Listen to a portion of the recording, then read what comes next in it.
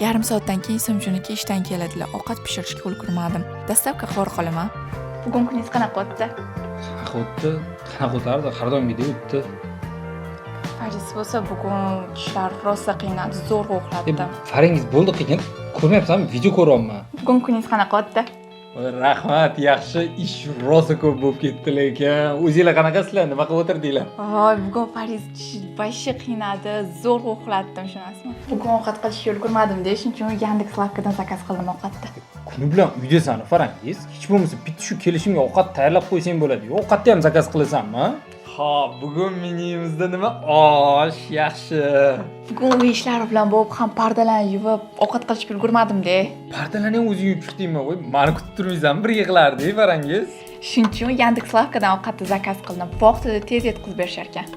Qanaqa hammasiga ulgurasiz-a? Voy, bilasizmi, Yandex Lavkada tug'ilgan kunim munosabati bilan aksiya ketayotgan ekan. 25-noyabrgacha Yandex Lavkadan 500 ming so'mdan ortiq narsalarni xarid qilsangiz, qimmatbaho sovg'alar yutib olishingiz mumkin ekan. Qanaqa sovg'alar? Voy, sovg'alar rosa ko'p. Masalan, 10 million so'mlik xarid sertifikati, yangi Yandex stansiya Lite 2 Alisa bilan va yana blenderlar, kofe varka, aerogrill va boshqa oshxona texnikasi. Zo'ra, men ham qatnashaman. Zo'r.